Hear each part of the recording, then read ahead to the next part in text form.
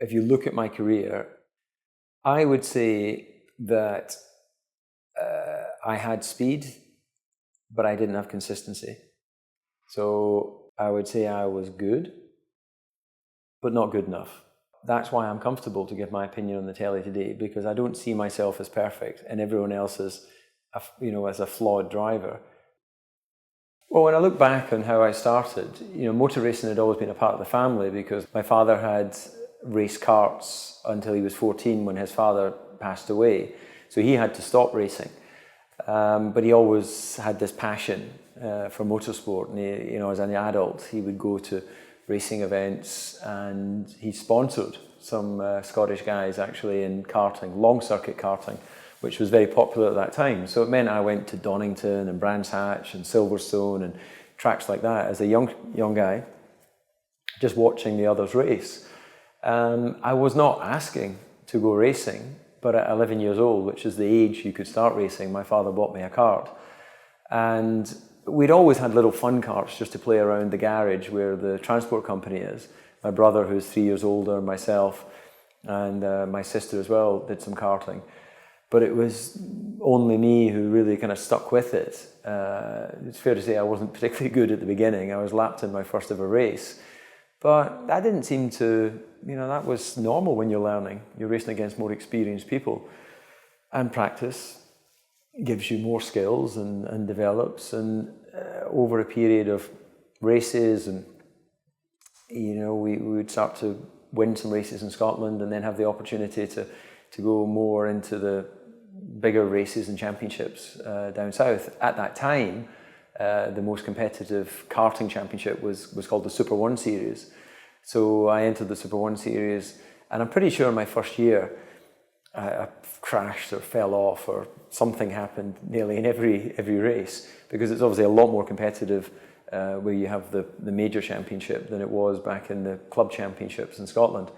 But then I think the following year I was able to win the championship, and then the year after as well. So, there was this progression in performance. I didn't do much racing in Europe. I did 2 or 3 races in Europe, but it was always, from my late teens, the plan to go into cars. And again, my father went around organising that with the same sort of focus that he did for the karting, by going straight to the main manufacturer at that time, Van Diemen, and asking for advice.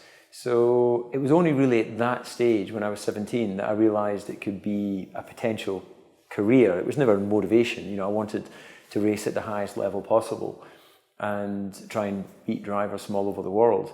But then as a consequence of doing that in cars, of course, suddenly you have the opportunity to earn money. When I look back on the karting years, I love karting. I really enjoyed myself. I knew some of the drivers, of course. I was having some success. That to me seemed almost enough. And I was a little bit reluctant to go into cars in some respects, because it was another world. I didn't know it. It was unclear as to whether I could be successful in cars.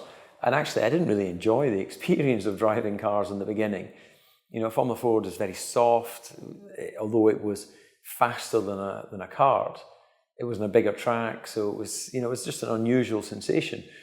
But a bit like a lot of the things my father's done in his life, he's surrounded himself with good people, and he managed to get David Leslie, Senior and Junior, who are sadly no longer with us. Father passed away, having lived a full life. Young David Leslie was killed in a plane crash on the way to Le Mans 24 Hours.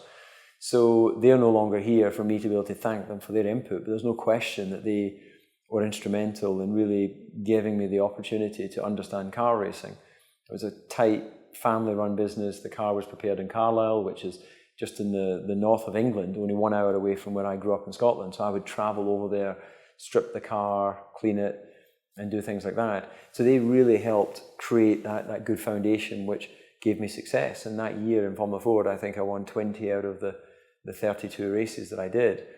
And work ethic was in the family anyway. My mother was a hard worker, my father's a hard worker.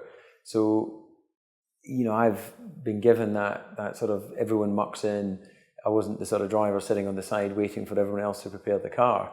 So when I see the missed opportunities that I had as a teenager to go out and party and do all those things, I never saw them as missed opportunities because I knew I was getting a special opportunity to go racing and create a career. And there was always a chance to go back and go to the pub and drink beer with your friends. I wasn't teetotal as a teenager.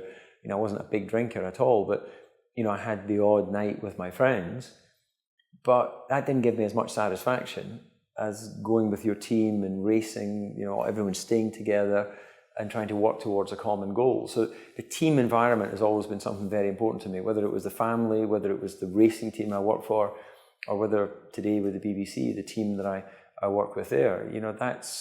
It's a shared experience. It's working towards a common goal, which is one of the biggest motivations. Did I really believe I could race in Formula One? I didn't not believe it, but I wasn't dreaming of it. I left school and I started a business computing course because I thought I would work in the family transport business. I think my father believed that I had the skills to make my way to Formula One, but even then, that's only part of the journey. If you've got the skills, you need to get the money, you need the opportunity, and all that sort of thing.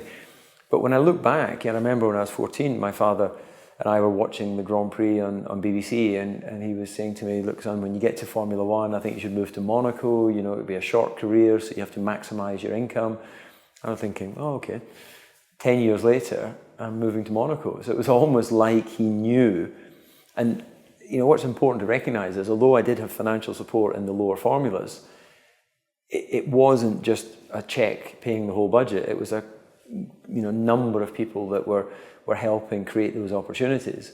And driving for Paul Stewart Racing, so Jackie Stewart and Paul Stewart really gave me a big opportunity because I didn't need to bring a budget for Vauxhall Lotus Formula 3. Formula 3000 I did, but I'd already had effectively 2 years of free racing.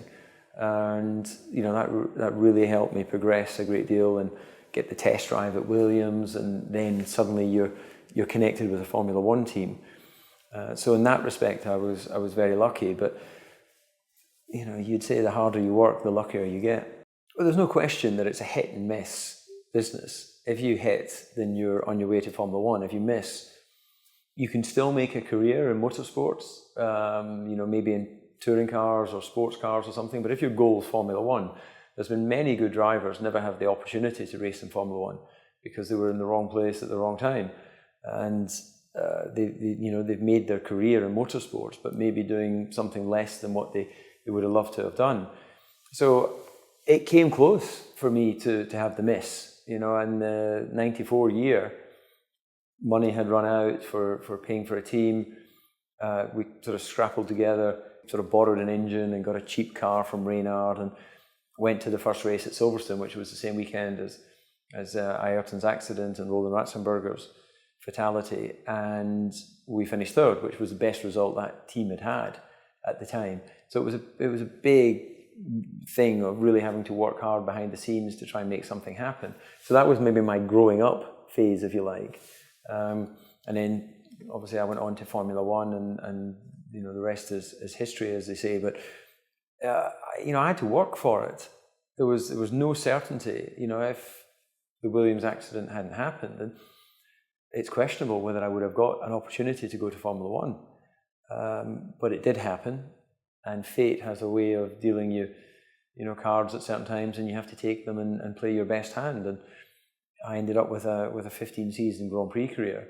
And I loved being part of that, of course, and I'm still involved now as a commentator and various other ambassadorial roles within the sport. My career was very much like this. Even in Formula One, I was a little bit like this. So Formula Ford, I was strong because it was junior formula. I had a professional team, and it all worked out very well. Vauxhall Lotus with Paul Stewart Racing, I won 2 or 3 races, but I kind of struggled a bit, with this new type of formula. Formula 3, it really worked well. I won, a number of races, Zandvoort, Marlboro Masters, and also the Macau race at the end of the year. And that, I think, is what really sort of gave me a platform to get the test drive at Williams and to get some recognition.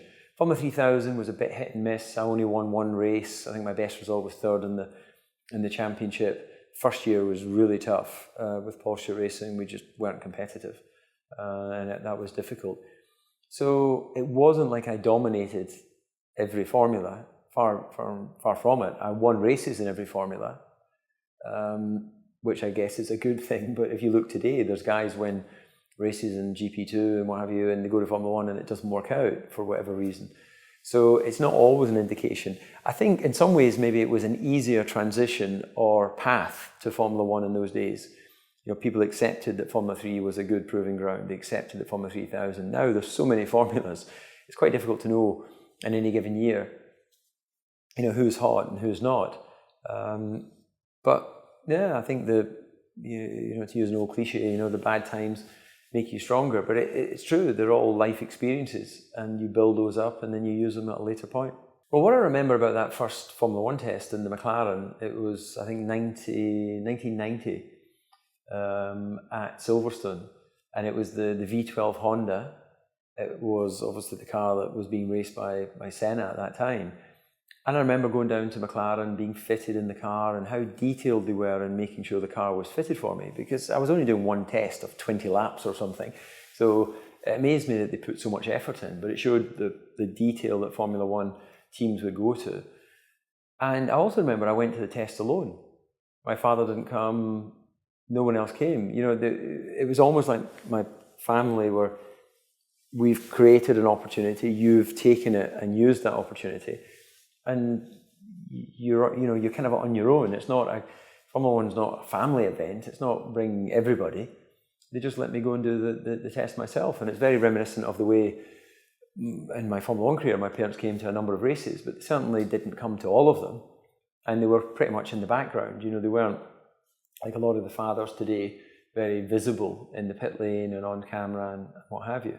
So, yeah, I owe a great deal to my family, of course, my mum and dad, for creating the opportunity. A number of other key people who helped me through karting, you know, Brian Smith, Dave Boyce, Simon Wright, Martin Hines, just to name a few.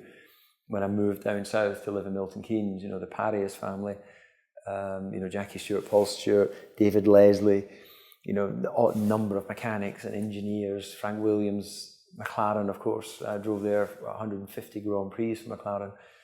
You know, latterly with Red Bull, with Dietrich Mateschitz, with Christian Horner, with Adrian Newey has been a common theme throughout my whole career. You know, Martin Brundle as a contractual manager. There's been a number of people that have played a part, and it's a great reminder actually that as an individual, you know, I'm sitting here today because having been a Grand Prix driver and won races, and you know, we think there's a story to discuss, but actually the full story involves lots and lots of people, as it often does. And you know, I can look back in my career, I can't see myself with the same opinion as other people. You know, you see yourself as being normal, and other people may see you as being whatever opinion they may have. But unquestionably, there'll be those who say that in accepting team orders, you don't have that strength of character to be a winner, to be a champion. And maybe they're right. But all you can do is be true to your own values and beliefs. And if you're brought up in a way that sees you respect authority and respect people that are in a senior position, whether it's someone employing you to do a job, and if you're being asked to do something which they are reasonably allowed to do, and most contracts all contracts I've ever signed, and I believe most contracts would have a clause where it says you should accept the reasonable instructions from the team. You know, the team have to have an element of control over their employees, otherwise, you know, all hell could break loose. So it wasn't easy to be given the team instructions. It was easier at Williams because I was younger. It was more difficult at McLaren because Mika at that time had not won a Grand Prix, and of course I still had this belief that I could, you know, win a championship. And obviously the fullness of time has shown that Mika had an underlying qualifying pace that was better than mine, and that ultimately was the foundation of him going on to win championships.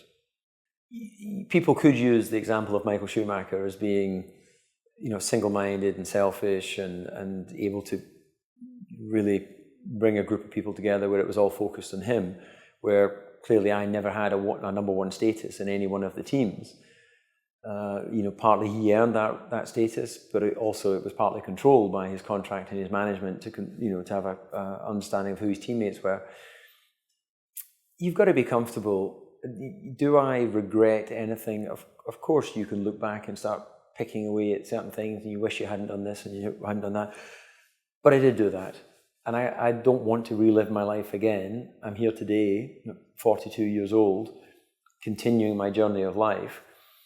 The record books will show that I entered X amount of Grand Prix and won a few of them. They'll show that I accepted team orders. They'll show that I crashed some cars, and they'll show that I won some races. It's just, that's the career. And does anyone have a perfect career any more than anyone have a perfect life? You've got to be comfortable in what you've done. I'm still involved in the sport, and I still represent different brands. I still have opportunities. And I think in business, that's all you can hope for. You're either out there creating something that people need and having that eureka moment and building a business and selling it for a huge amount of money and then retiring to sit on your boat, or you're a worker, and irrespective of the money I've earned in my career, I'm still someone who likes responsibility and likes commitment and likes having a certain amount of pressure to deliver. And in my new role today, I have that. In the absence of having a world championship, which I guess is like a gold medal of, it's a calling card, isn't it? If you've been an Olympic champion, no one can take that away from you. If you've been a world champion, no one can take that away from you. I never won those, so I don't have that calling card. So in terms of, I guess, rationalizing my career in terms of success and failure, to have won at Monaco, to have won at Silverstone, to have won at Spa, Monza, places like that, which are the big classic races, then of course I take a great deal of satisfaction, because the multiple champions in our sport, guys that I looked up to as a young boy, were able to win at those circuits. Now, you need a winning car, of course. Other drivers could have won had they been in my situation. So I don't put myself in some sort of special category. But you've got to be there and deliver, and it's not easy to win Grand Prix. I've had that conversation with drivers. Mark Webber, before he won his first Grand Prix, I said, you'll not believe how easy it is to win your first one when you have a good car, and then how difficult it is to win races after that. And if you remember his first race, he dominated Nürburgring despite a drive-through penalty. And then he's won 9 Grand Prix in the same time that his teammates won 31 Grand Prix. So it's difficult to keep winning Grand Prix even in a winning situation. So I don't take for granted at all the opportunities I had. And when I reflect on winning Monaco, a couple of times, or Silverstone a couple of times, I think I was lucky the first time in both those wins, but I think the second time they were good victories. I think the biggest thing for me now, when I look back in my career, is to realize the level of commitment and focus that you have. It seemed normal to me at the time, but it seems, unusually high level of focus now. I never thought I was that fit when I was racing, despite training a lot. I now realize how fit I was because I don't train as much. I never realized I was so selfish until now, when I have a need and a desire to share my time with a family, with our son, with other opportunities. So it's very difficult to see yourself in the throes of anything until you step back from that particular career or that sport that you were taking part in. I couldn't at 42 commit the same level of physical training and the same level of selfishness today that I did the first time around. And I wouldn't want to, because I know I couldn't do it, because there's a time in your life for everything. And all of these guys, I'm sure Michael today, and all of these guys that are winning today in Formula One, will look back on their careers only then realizing just how hard they worked and how focused they were. What's interesting about the end of my career at McLaren in 2004 was very much like the 94 season, going into that season with not a full budget, not sure that the team were going to be the right team in Vortex because they had not had a great deal of success, but believing and working hard, going to sponsors, going to make opportunities happen. And it's very much like that at the end of the 2004 year. I walked out of the paddock in Brazil and I had nothing for 2005. I remember I flew to Rio and was at a function there, and then flew back to Europe with Flavio Briatore. And I remember asking him, can I be a test driver? And he said, well, I don't really have an opening. I've got a test driver. I remember speaking to Jean Todt and saying, is there a chance? And he said, well, we can offer you number 2 test driver, but we don't have any other opportunities for you. I remember going to have a meeting with Frank Williams and writing out why I thought I could still be motivated and still be quick in 2005. So really putting to one side my pride and believing that I had more to offer in Formula One and believing that I could play a role within a team. And then, of course, Jaguar I'd been talking to, but it was a little bit nervous about whether the team in that structure could be successful. But then Red Bull came in, Christian Horner. It created an opportunity which I really embraced. I used my experience to work with Christian to identify who were good people within the team, who wasn't. At that time, Christian had already run his own team in Formula 3000, but he didn't have Formula 1 experience. I had Formula 1 experience, but I had no experience of running a team. So I think we were able to help each other a great deal. And obviously he's gone on and taken his skills and created something pretty unique within that organisation. But it was a fun period to get that opportunity and to be part of the headhunting, to be part of identifying who I thought was good and who I thought maybe wasn't so good within the team, to see Adrian Newey coming to the team, to seeing the team grow. I really feel it brought a nice conclusion to my career, which in the end, I had no regret. Some people have asked me, well, you stopped a year too early. Actually, maybe I stopped a year too late because I wasn't getting any quicker and the results were not getting better. But I stopped when I stopped, and I've maintained a relationship with Red Bull. I played a part in helping Adrian come to the team. It wouldn't have happened without Christian's vision, and I still think it could have happened without me, but anyway, I was there, and I knew Adrian, and I knew his ex-wife, Marigold, and I was able to help facilitate that. So I would never be arrogant enough to suggest that it wouldn't have happened without me, but it certainly was easier for me to be part of the process, and that's what being in a team is all about. And it was a fun period meeting with Adrian privately with Christian, taking him to Austria, getting him into the sort of Red Bull way of thinking and seeing that there was an opportunity and getting him to buy into the belief that the team could be successful under his technical leadership. When there was a transition from McLaren to Red Bull, Martin Brundle was on my behalf talking to Helmut Marko. I never really had any conversation with Helmut, but realizing the key to the whole package was the man that ultimately is signing the check, spending the money, so that's Dietrich Mateschitz. So right from the beginning, I would go to Austria, meet with him, understand exactly what the opportunity was, how we could work it together, and build a relationship like that. So I think the key to me actually getting the opportunity was more about building that personal relationship. That will get you into the opportunity and it'll keep you there for some time. Of course, it won't keep you there forever because nothing lasts forever. But I think looking back on that, I'm happy with the way I managed the relationship with Red Bull as a Formula One team and as Dietrich Mateschitz as an individual who owned the entity that sponsored the team. Helmut Marko is a very influential part of the whole motorsports program. He's almost like a Bond baddie, isn't he, within the paddock for the young drivers. But I respect Helmut. He speaks his mind in that Austrian way. If he thinks you're good, he'll tell you. If he thinks you're bad, he'll tell you. So you know where you stand. And many young drivers have been given an opportunity to race that might not have been part of that opportunity had it not been for Red Bull, and he has to be thanked for that. He's tough though. It's interesting to see the modern way of developing the drivers. You either are part of like a Red Bull young driver program. We've always had these young driver programs, whether it was Marlboro in the days gone past or Elf. But there's less driving. There was more testing available when I was coming up. So simulation is a very important part of the modern world. There's no question. It will continue to grow. But it will never, ever, ever replace reality. Real world experiences will always be part of the lives that we lead. So it's getting more difficult for the young drivers, I think, to really show their skills, because it's not all about, winning in the lower formulas.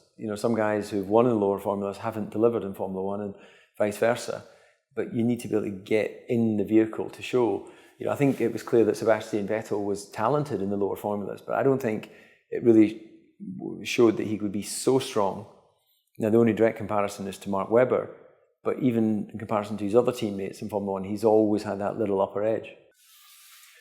The transition from Formula One as a driver to working in television, it seemed like a seamless transition, again, a bit like going from karting to cars. I knew that I wanted to remain involved in the sport. There was an opportunity. I'd spoken to ITV at the time, a year or so before, Martin Brundle, who is working in television for many years, so he knew the people. So there was always the sort of murmurs that there could be an opportunity. Obviously that then became solid when it was clear I was stopping in Formula One. BBC took over the broadcast and I started as a pundit. And then that grew into, really because I was a lot hanging around and I didn't feel engaged enough, and I asked for more and more, that it became a commentary role. And then ultimately we're in the situation now where Martin's gone to Sky. So, I'm the sort of senior driver and now commentator and driver pundit, if you like. I fulfill each of those roles. It's interesting working with different personalities within the BBC role. Martin was absolute professional, knew his stuff, great broadcaster. Eddie, like me, relatively inexperienced in television.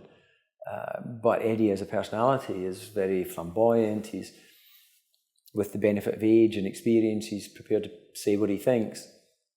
And he's more pushy in that, I would never want to push in and grab someone for an interview where he'll happily do it. So it's great, we sort of complement and contrast each other. We don't always agree, we don't always see eye to eye. And sometimes he can be frustrating to work with, as I'm sure I am frustrating to work with at certain times. Because, he's a wheeler dealer and you find out about things through the grapevine rather than maybe directly from him. But that said, I have a great deal of respect for Eddie because he has achieved a lot in the sport. I'm glad I never drove for him. And he does a lot away from the sport with fundraising and charities and children. So he's got a big heart and he loves life, and that's infectious. But he's mad as a hatter. And yeah, it seems to be working. I don't for one moment presume that everything we do is perfect, and I absolutely know that there's more dedicated, more articulate, more knowledgeable people doing the role than me. But you can only do what works for you.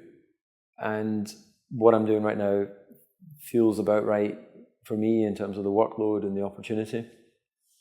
And it's another side of motor racing. And again, looking back to my father telling me I would be in Formula One when I was 14, he mentioned that beyond Formula One I should work in television. So it's not because he owns the BBC.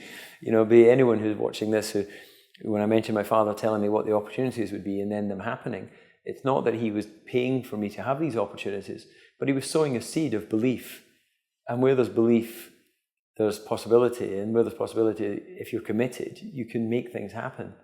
So I'm a great believer in that. When I look at 94, making a Formula 3000 opportunity happen out of nothing, no money. I look at 2004, end of, furthering my career by getting off my bum and going around all these teams where maybe drivers would sit at home waiting for the phone to ring. My phone wasn't ringing. It was clear I had to get out there and make the doorbell ring by pushing it. So my life experience is, and I know this may sound a bit preachy, and I'm sure my son will be bored of this when he's older, but my real life experience is just go and knock on the door, just go and present yourself, because you never know. If they say no, you've lost nothing. If they say, well, actually, maybe there is an opportunity, you've gained something. If you look at my career, I never had the qualifying speed and consistency of a Mika or a Michael or a Sebastian. But with everything lined up, I had the due diligence to work hard on setup and motivation to keep pushing with the team. And when everything was aligned, I could beat a Mika, or I could beat a Damon, or whoever my teammate happened to be, who ultimately went on to win championships. So if at the risk of sounding arrogant, I would say I was good, but not good enough. And therefore, Formula One is not about finding the good drivers. Formula One is about finding the exceptional drivers, as is any sport. I see the Super League that I was never in. Michael, Mika, Lewis, Fernando, Sebastian, and the drivers who went before, your Prosts, your Sennas, your Mansells. These guys were all exceptional talents. So they had speed and they had the consistency to win championships. I didn't have the consistency. I don't know why. C'est la vie.